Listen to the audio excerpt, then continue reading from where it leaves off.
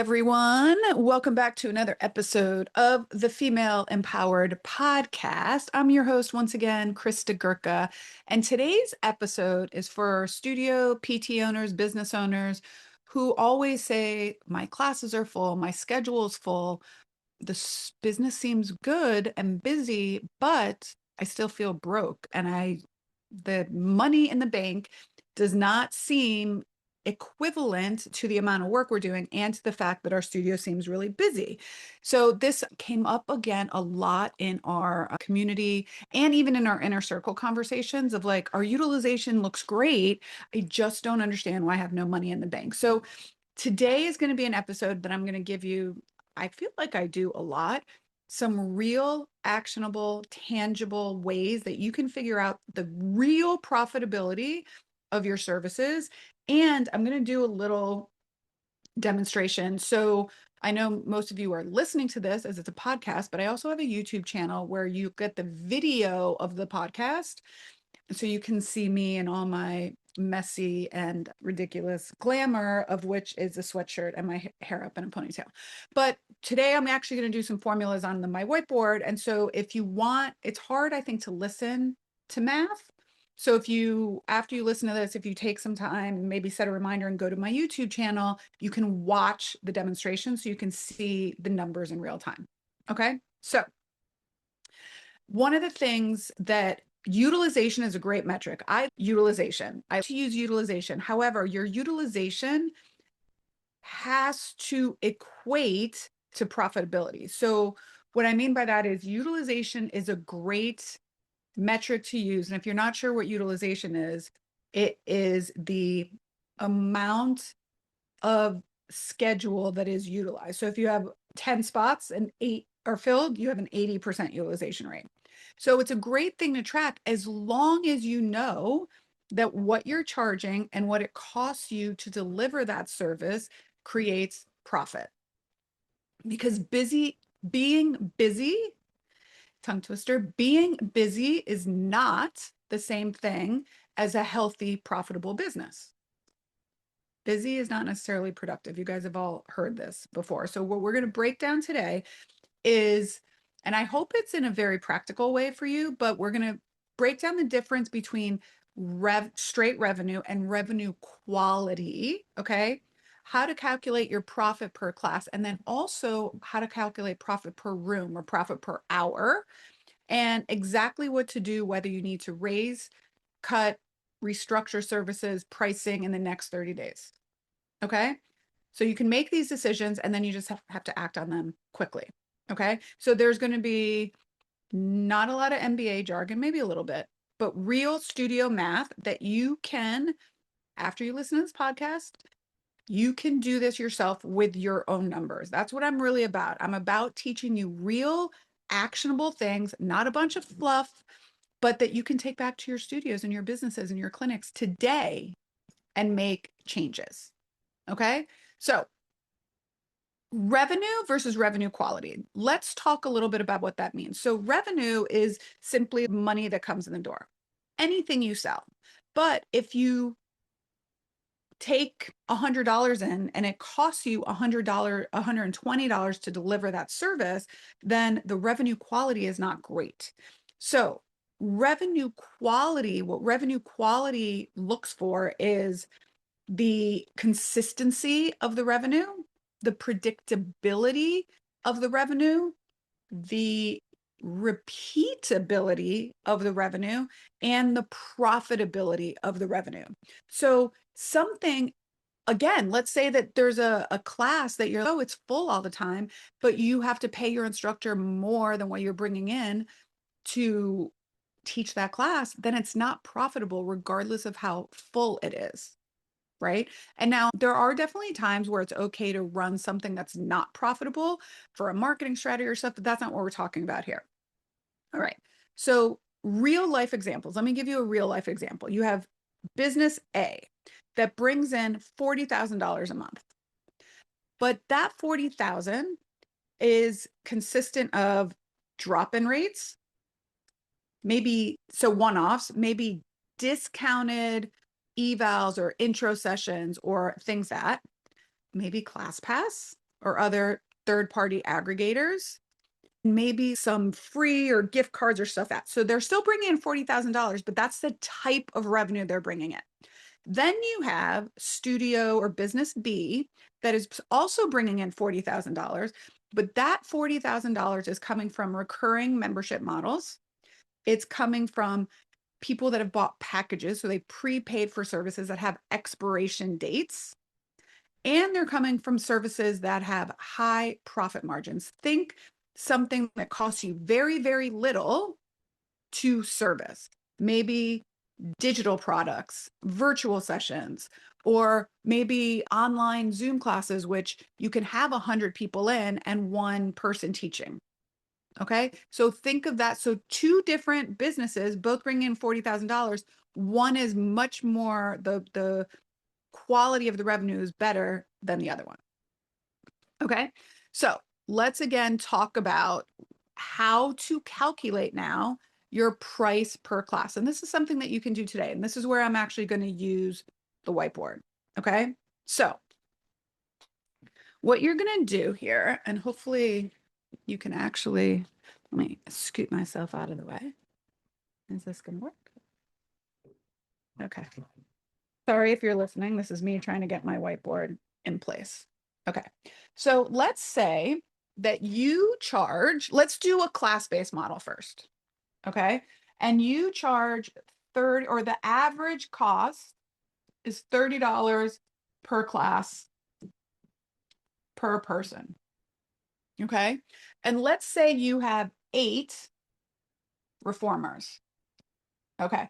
So if you fill a class, you generate $240 per class, right? I mean, that math makes sense. Okay. So now what you want to do is you want to subtract what it costs for you to provide that class. So the first thing you're going to subtract is what you pay your instructor. So for today's example, I'm going to use somebody that just pays their instructor a flat rate, which I don't necessarily recommend for group classes, but it's just easier on the math. So let's say you pay your instructor $40, because this is going to be great, easy on the math. So after you pay your instructor, okay, now you're left with $200. So this number here is called your gross margin. Okay, $200. Now, what that number is, which let me do this math for you exactly. So the math for that is then that growth margin for you, okay, is 85%, which is really great. Phenomenal. Love it. Okay, so that's really good. Now, but what you also need to take into account is, so this is direct cost. What you also want to take into account are your operational fees. So let's say that all of your operational fees, so that's your admin person, your rent, your marketing, your, I don't know, all the little, so you can look at your P&L and you can see how much your recurring expenses are each and every month. Okay. So let's say your rent is $4,000 a month. Your admin payroll is maybe $3,000 a month. Maybe you spend $500 a month on marketing. And let's just say you have another $1,000 of operational expenses. Okay. So that total is $8,500. Okay. So now again, we're talking about classes. So $8,500 a month, and let's say that you have 20 classes on the schedule a week.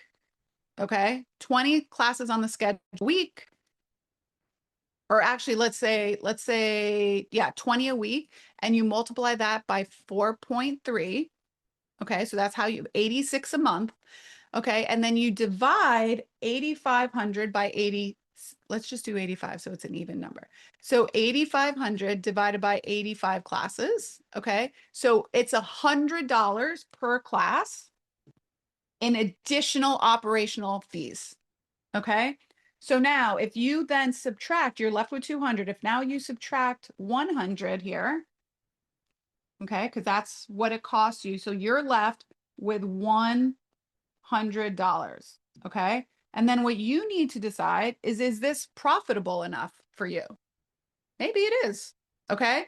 But if you're left with $12, that may not be profitable enough for you.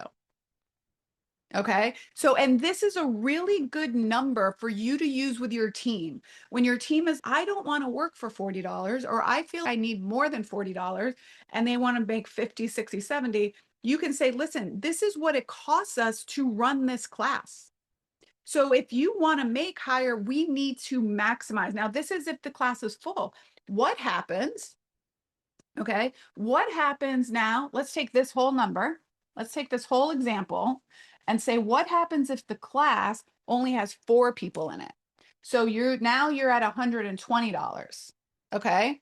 It costs you $100 to run the class, no more. So then now you're at 120 and you still have to pay your instructor 40. Okay, I'm sorry. Whoop.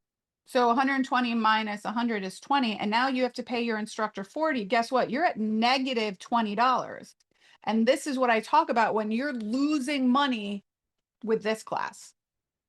Okay. So this is where it's really important to be able to look at your numbers and know, yes, this service is profitable, or no, it's not profitable, and why. Okay. I know if you're listening to this, you probably zoned out. You're like, what the fuck, Krista? Can you make this any more difficult while I'm listening to, if your brain is oozing out of your ears, no worries. Okay. So now if you're an appointment based, same, you just do the same thing. How much do you bring in per hour and how much does it cost you to run that hour? Is that surface being profitable? And is it not? Okay, so you have your fixed costs and then you have your operational costs. So you have your gross margin, which is your fixed cost of direct service to your service provider. And then you have the rest of the operational costs. Now, as you go further along in business, I think this is the simplest way to do it, just session by session, because you're thinking, some of you might be thinking, okay, well, what happens if I have 2 classes running at a time, or if I have a class and 3 privates, or I can do 3 physical therapy visits in 1 hour? Yeah, that's great. That's when we talk about more how to stack those services intelligently so that your schedule works harder, your schedule does, so you're more profitable per hour. And that's something that we actually review in the accelerator. And you can really talk in this way. You talk about, this is a little bit of the MBA jargon, but you talk about contribution margin and things like that. So you can really figure out, this is what we need to generate per hour of revenue generating hour in order to hit our profitability. All right. So let's now move on. Okay. Here's another example of how people leak profit out of their businesses. This example is specifically for class-based services. Okay. Well, I guess it could be for appointment based, but usually it's not. For class-based services, when you have unlimited memberships, okay, because I'm a big proponent of memberships. So don't get me wrong. I'm a big proponent of memberships. But because in our industry, we have usually, especially if you're talking about Pilates, I wouldn't say this for yoga, or maybe even spinning if you have 40 or 50 bikes in a room. Okay. I would say this for a class-based business. If you can Pilates, if you can only get 6, 8, 10 reformers in your studio, if you have an unlimited membership, even if it's pricey, even if it's $400 a month, okay, which is expensive, even if it's $400 a month, okay, if you have no guardrails on that, it's truly unlimited. And I'm speaking from experience because this happened to us in our studio. Okay. Truly unlimited. The people that usually buy those are the people that are going to be coming over and over and over and over and over again. So what if they can take multiple classes a day and you're open 7 days a week? So what if this person comes every day of the week? Okay. So let's say they come 30. Let me get my whiteboard out again. Let's do our math here. Okay. So if they come 30 times a month, okay, and they pay $400, right? So you divide 400 by 30. I have to get my calculator out because I'm not good at math in my head. 400 divided by 30. Okay. They're paying $13 per class. Okay. I can tell you right now at $13 a class, unless you have no rent and your expenses are extremely low, this is not profitable. No, no, no, no, no. Okay. Now let's say that they come every day, and let's say that twice a week they come twice, they do back-to-back classes. Okay. So now you have 8 additional sessions. Okay. So now this is 38 classes. Okay. So they're doing 38 classes a month. Okay. So now you have 400 divided by 38 classes a month. Now they're paying $10.50 a class. You cannot even buy a freaking acai bowl or smoothie for $10 anymore. Okay. A venti at Starbucks is $10. So this is in no way. So this is how unlimiteds crush your margins. So if you're going to do unlimited, I don't recommend unlimited. I recommend, even if you're doing 30 visits, even if you're saying 20, okay, and then they can buy per class if they want to do more. But it's really hard in a Pilates industry to have unlimited memberships. I love 4, 8, 16, 20, 24. Okay. This is basically you're paying them for the privilege of serving them. Sorry. Okay. So you would have to charge for a truly unlimited, especially when people, so a lot of you are, well, the whole idea is that they don't come. I guarantee if you look at your numbers, anyone who's paying $400 a month, 99% of them are coming every day, if not twice a day. So you're probably losing money on them. You think you're gaining money because you're, oh, $4,000 a month, $5,000 a year. And I have 10 people, but you're probably losing money on price per service. Okay. So as I mentioned before, what you can do when you're more sophisticated, and I don't want to overwhelm you, but what you can do when you're more sophisticated is figure out the profit per room, right? Which is if you have a group classroom, if you have a private room, if you have a PT room, if you have a massage room, how many services can actually operate at one time? And then you can figure out how much does each room need to generate per day.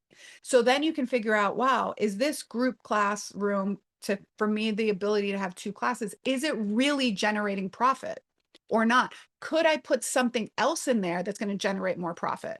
So an example would be if you have a reformer room and a mat room, and you think that it's great because you can have 2 classes at the same time, but that mat room is only filled 3 hours a day, and the profit margin of those classes is not great. You might be able to divide that room and put 2 private rooms and do privates and have much more revenue coming in and profitability. Maybe. I don't know if that's true or not. All right. So that's a little bit more sophisticated, but it really is if you're looking at it from a CFO lens.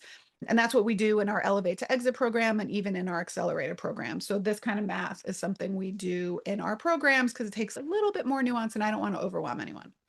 Okay. So once you do these exercises and you figure out the revenue quality and are those services profitable or not, the next thing you're going to do is decide what your actions are. Decide whether you're going to raise prices, cut classes, restructure your memberships. And I want make the action happen fast. If the numbers are not lying to you, make a decision. If you're looking at your unlimited and you're holy shit, she is right, make a change. It sucks to make a change. It sucks to go to your clients and say, we have to restructure this, but it's what a responsible business owner does. Okay. So one of the things you can do really well is strategically price your intro offers with the right pricing. You don't want bargain shoppers. Okay. We don't want bargain shoppers, and bargain shoppers usually don't convert into long paying members. I've talked about this a lot. We did a study for 18 months on our intro offers. One of the things we did that made it significantly better at converting clients was we increased actually the price of the new client offers. So what we had initially was a buy one, get one. I'm not a big believer in first class free. Okay. Unless you're a yoga studio and you can fit 40 people in your room. We did buy one, get one. And what we were finding was we had a lot of visitors, a lot of one-offs, a lot of people that just wanted to try it, buy one, get one. And it made our conversion rate look really low. So what we did was we actually changed it from buy one, get one. I think it was $49. Or no, maybe it was buy one, get one for $39 because our drop-in was 40. And then we made it 3 group classes for 79. So someone who's just visiting is not going to pay for 2 extra classes that they're not going to use. So, and increasing that price point put us closer to the next available package. So our 4 class per month class was 129. So 79 to 129 is not a huge jump. All right. So price your intro offers accordingly and make sure that they're one at a price point that the jump to the next class. If you do $75 and then your next lowest offer is a 10 class card for $350, that's a big jump. Okay.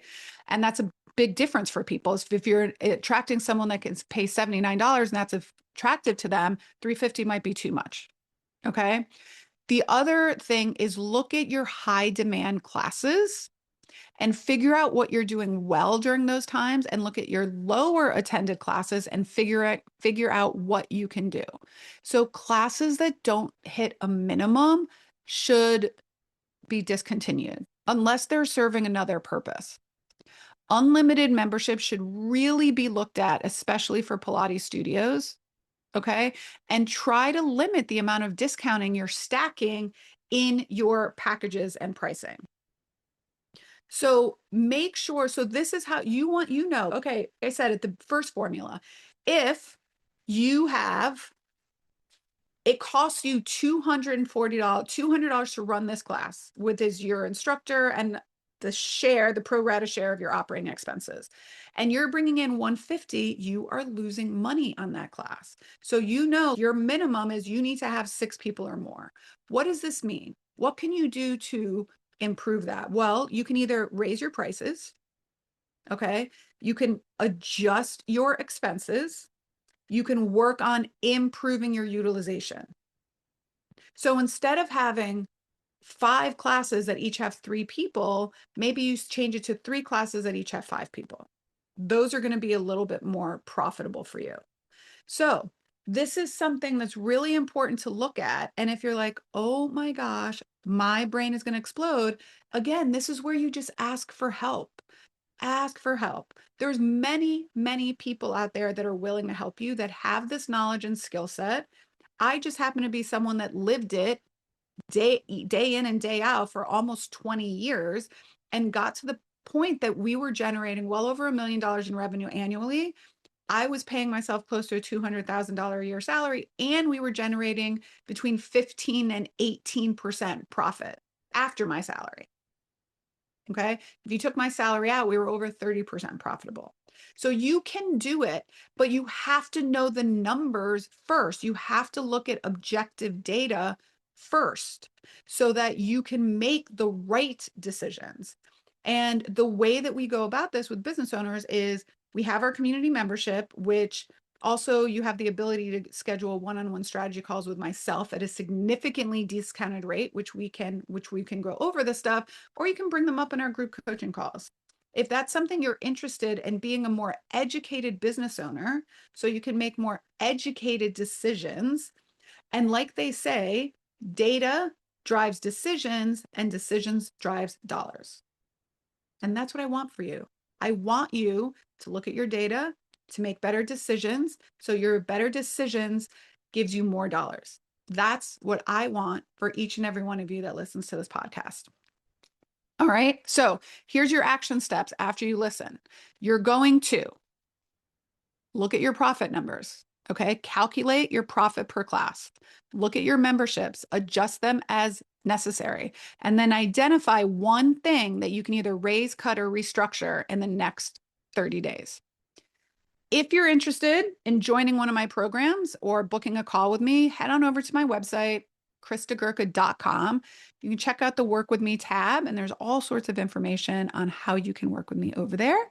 And until next time, my friends, bye for now.